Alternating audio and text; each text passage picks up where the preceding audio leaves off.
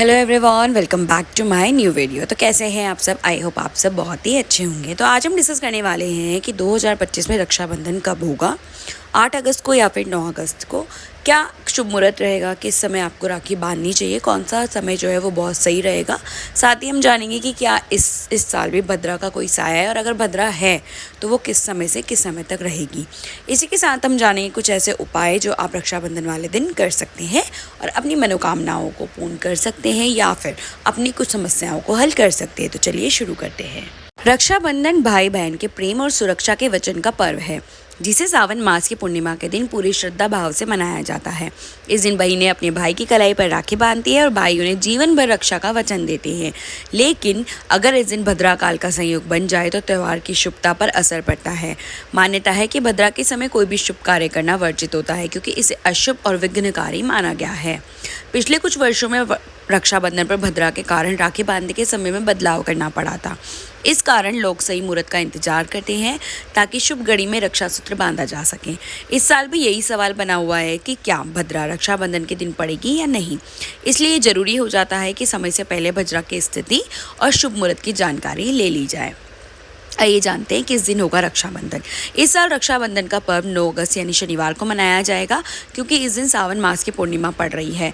पांचांग के अनुसार पूर्णिमा तिथि 8 अगस्त को दोपहर 2:12 से शुरू होकर 9 अगस्त को दोपहर 1:24 तक रहेगी। इसी अवधि में राखी बांधने का शुभ समय निकलेगा। इस साल रक्षाबंधन पर लोगों के मन में सबसे बड़ा सवाल क्या है कि क्या इस बार भद्रा रहेगी, क्योंकि भद्रा के दौरान राखी बांधना वर्जित माना जाता है।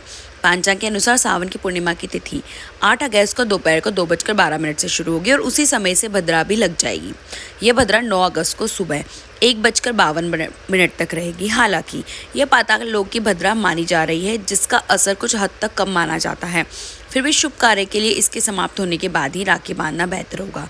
इस साल रक्षाबंधन के दिन एक अच्छी बात यह है कि भद्रा सूर्योदय के पहले ही समाप्त हो जाएगी। 9 अगस्त को सावन की पूर्णिमा के साथ ही रक्षाबंधन मनाया जाएगा और उस समय भद्रा का साया नहीं रहेगा। ऐसे में आप पूरी श्रद्धा और शुभ मुहूर्त में राखी का त्यौहार मना सकेंगे। शास्त्रों के अनुसार भी रक्षाबंधन को भद्रा रहित समय में ही मनाना सबसे शुभ और फलदायी माना गया है। आइए जानते हैं कि हमें भद्रा में राखी क्यों नहीं बांधनी चाहिए। भद्रा को हिंदू धर्म में अशुभ समय माना गया है, खासकर जब इसका वास पृथ्वी या पाताल लोक में होता है। ऐसे समय में रक्षाबंधन जैसे शुभ पर्व को मनाने से परहेज किया जाता है। मान्यता है कि भद्रा काल में किए गए मांगलिक कार्यों में बाधाएं आती हैं और अनचाहे संकट खड़े हो सकते हैं। खास तौर पर अगर रक्षाबंधन पर भद्रा लगी है तो बहनें अपने भाइयों को राखी नहीं बांधती, क्योंकि ऐसा करने से उनके जीवन में नकारात्मक असर डाल सकता है। हालांकि अगर भद्रा स्वर्ग में हो तो राखी बांधने में कोई दोष नहीं माना जाता। इसी वजह से भद्रा की स्थिति जानकर ही रक्षाबंधन का मुहूर्त तय किया जाता है। इस साल रक्षाबंधन 9 अगस्त को मनाया जाएगा और राखी बांधने का सबसे शुभ समय सुबह 5:47 से लेकर दोपहर 1:24 तक रहेगा। इस दौरान कुल 7 घंटे 37 मिनट तक भाई की कलाई पर राखी बांध सकते हैं। यह मुहूर्त विशेष रूप से शुभ माना गया है, क्योंकि इस दिन भद्रा समाप्त हो चुकी होगी।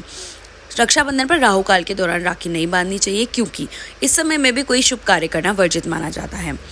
9 अगस्त को राहु काल का समय सुबह 9:07 से 10:47 तक रहेगा। कोशिश करें कि इस अवधि को छोड़कर ही राखी बांधें, ताकि भाई की रक्षा और आपके प्रेम का त्यौहार पूर्ण रूप से फलदायी रहे।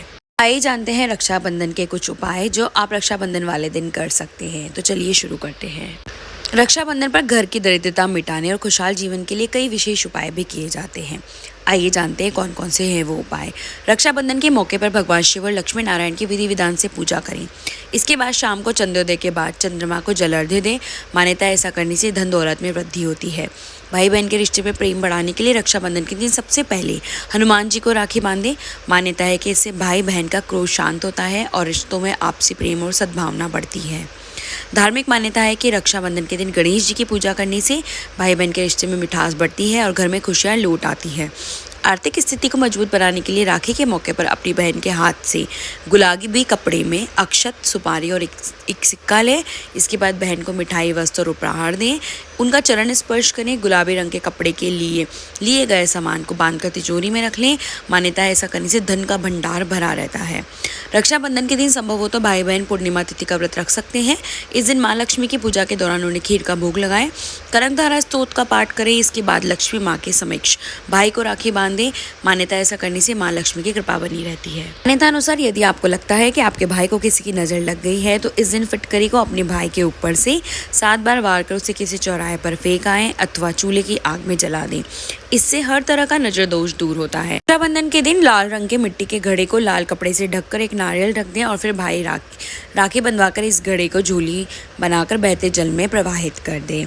फिर साथ में भाई बहन गणेश जी की पूजा अर्चना करें। ऐसा करने से सभी विघ्न दूर होते हैं और भाई बहन के बीच प्रेम बना रहता है। साथ ही घर में धन धान्य की कमी नहीं होती और गणेश जी के आशीर्वाद से नौकरी और व्यवसाय में उन्नति होती है।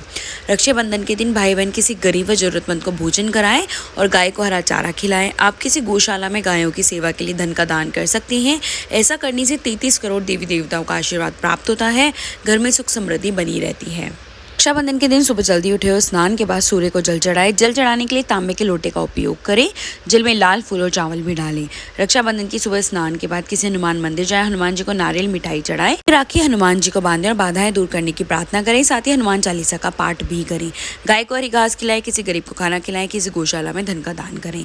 इस दिन सुबह स्नान के बाद घर के देवता, पितृ और सप्त ऋषियों के लिए पूजा पाठ अवश्य करें।